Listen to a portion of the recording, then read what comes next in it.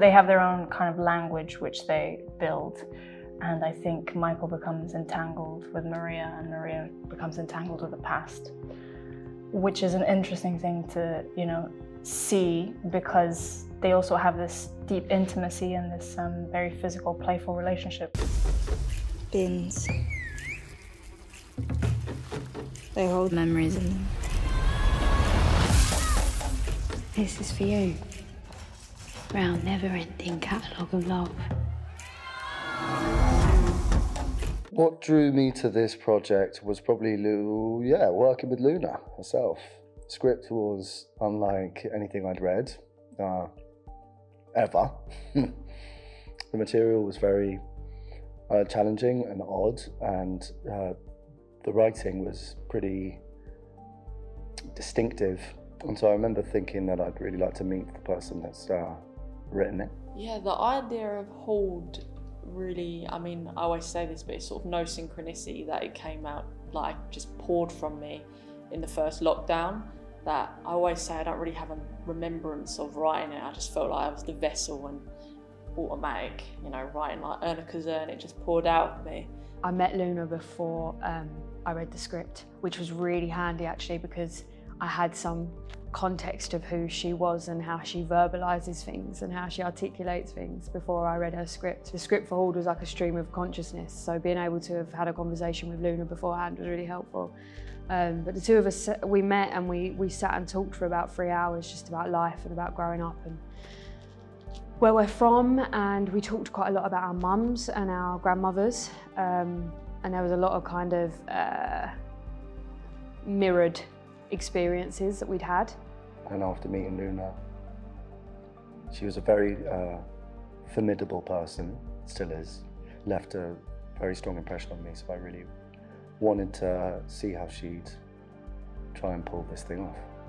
And then, yeah, when she kindly invited me to join the party, as it were, it was a no-brainer. What about you, Saura? What about me? What drew me to the project?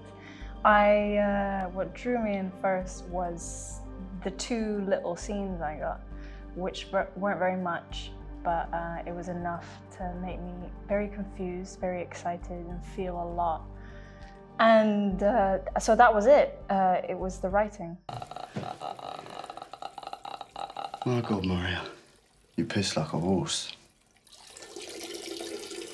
I mean, I live in a particular area where fostering is quite high in my borough, and I grew up with a lot of foster kids, and even the idea of Michael came from someone, not at all like his entire being, but like the idea of when I would go in this particular house, there was this boy, and there was a secret ode to him on Michael and in Michael that I felt very safe, which I hadn't felt around sort of men in them sort of environments alone. Michael and Maria's relationship is deeply rooted in a shared trauma. They smell a familiar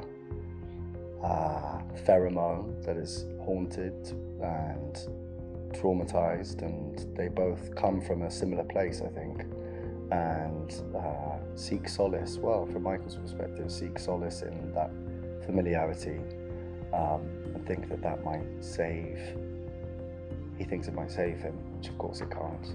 The more I watch the film, actually, the more I see. But things that stick out are very childish things. It's a very childish, intuitive relationship. Not necessarily, they have their own kind of language which they build. And I think Michael becomes entangled with Maria and Maria becomes entangled with the past, which is an interesting thing to, you know, see, because they also have this deep intimacy and this very physical, playful relationship, which you see in the film. So it's kind of it's a mixed bag, but it's also cat and mouse. It's, yeah, and also based deeply in grief and trauma. And so they share that with each other without ever necessarily describing to each other what it is. It's just existing together.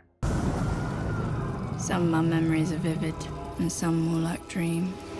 They dip and dive. In terms of hoarding, like I kind of was always fascinated with it because it felt like one of the only sort of obsessive compulsive disorders that sort of had a physical manifestation that you are physically compartmentalising and cataloguing your internal feelings.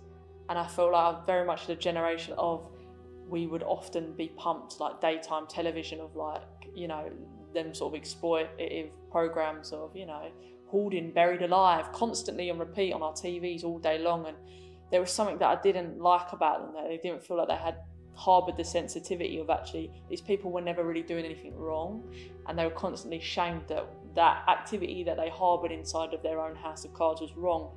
And of course there are safety elements, but there is, I don't know, are they wrong? Who are we to say that they're wrong if they're safe and it's just for them? When I looked into hoarding, I actually found out that a lot of it happens with older people as a reaction to having been a child during World War II and having such a lack of things, that as they got older and became adults and had their own money and their own spaces, hoarding became a bit of a phenomenon amongst people of that generation. And it came from a feeling of sort of being unsafe, which was quite helpful with Cynthia, the idea of being unsafe or needing to feel safety and needing to build a physical safety around herself. You know, it doesn't come from greed. It's a compulsion that comes from needing to feel safe. Boy, what are you playing at? I can smell a memory. What do I hope audiences will take home from Hoard?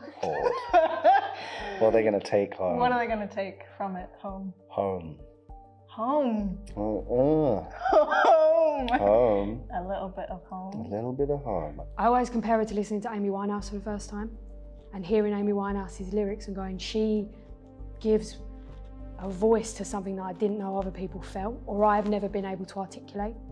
And that's what Luna does for me. So I suppose I hope if people watch it, they get a little sense of that. I suppose it's one of those films that isn't trying to declare itself.